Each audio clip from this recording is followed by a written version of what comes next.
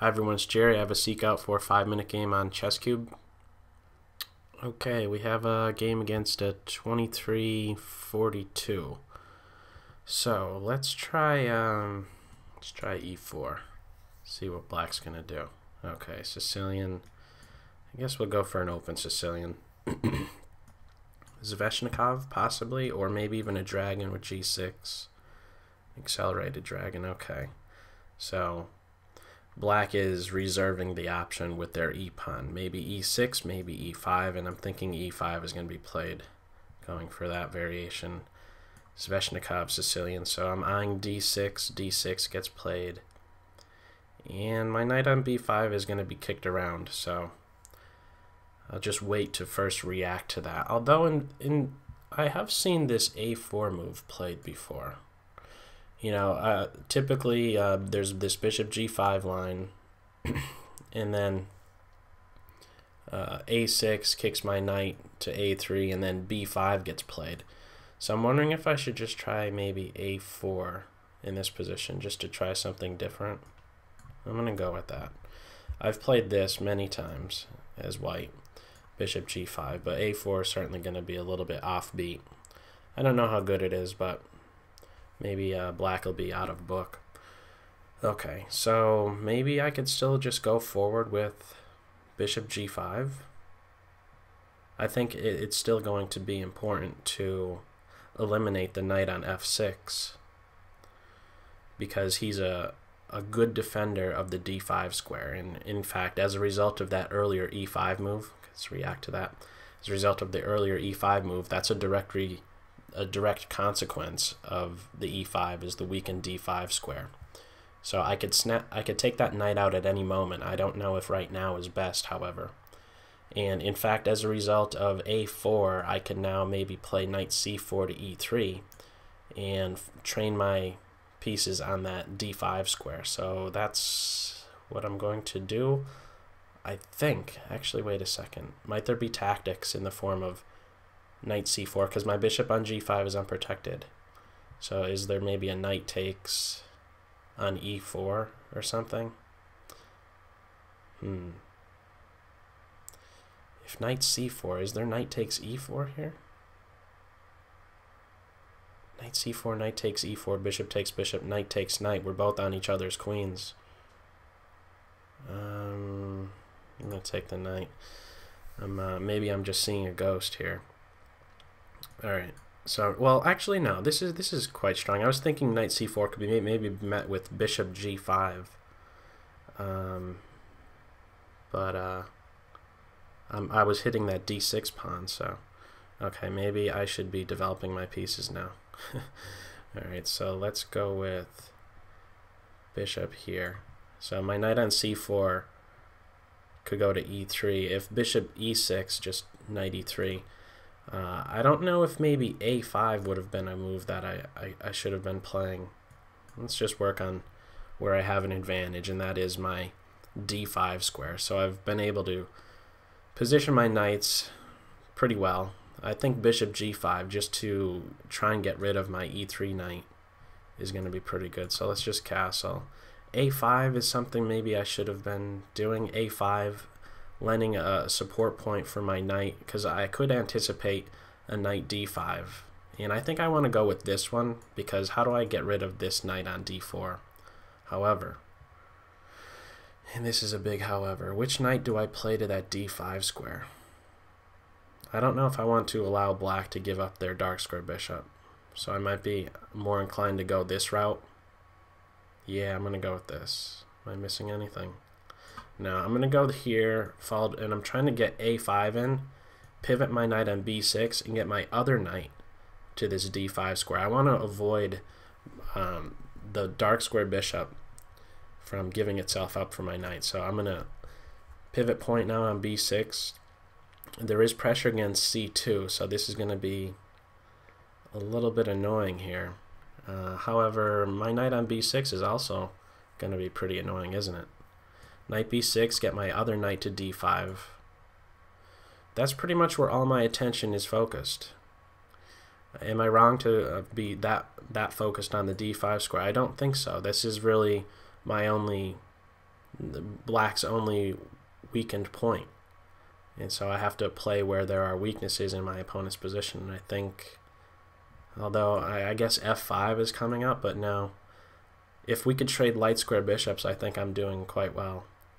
So I'm just moving that knight so this other one can start to contribute. I look to follow up with c3. And I have to be very cautious, actually, because that bishop controlling a lot of dark squares. Whoa. That move scares me. That's my first thought, is I am scared with that move. Okay. Should I really be scared, though?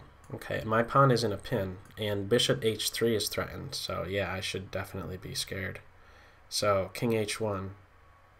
I don't like to have to do that, but I think it's necessary. It's getting a little bit scary. There's the bishop, knight, queen, and bishop in close proximity to my king, and I have a piece. This guy right here isn't going to be coming over here anytime soon to try and defend.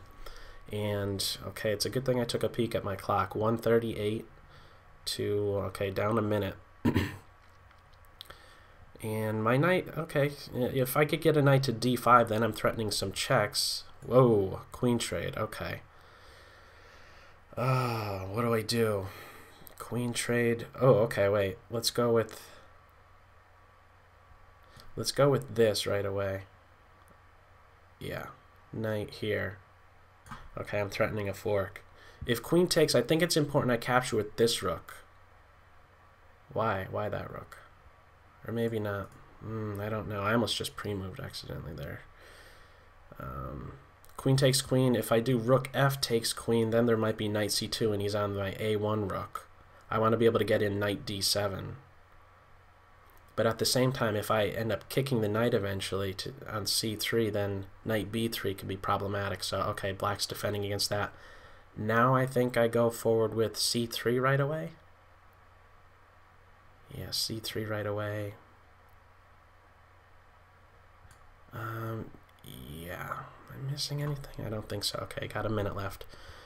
The knight has to run somewhere, and ooh, no, that's not a blunder. I'm losing my light square bishop.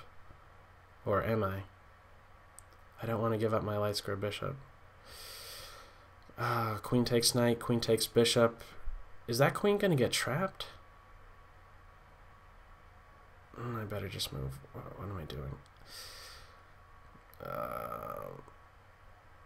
I like my light square bishop. I don't want to give that up. Okay. Rook to a3.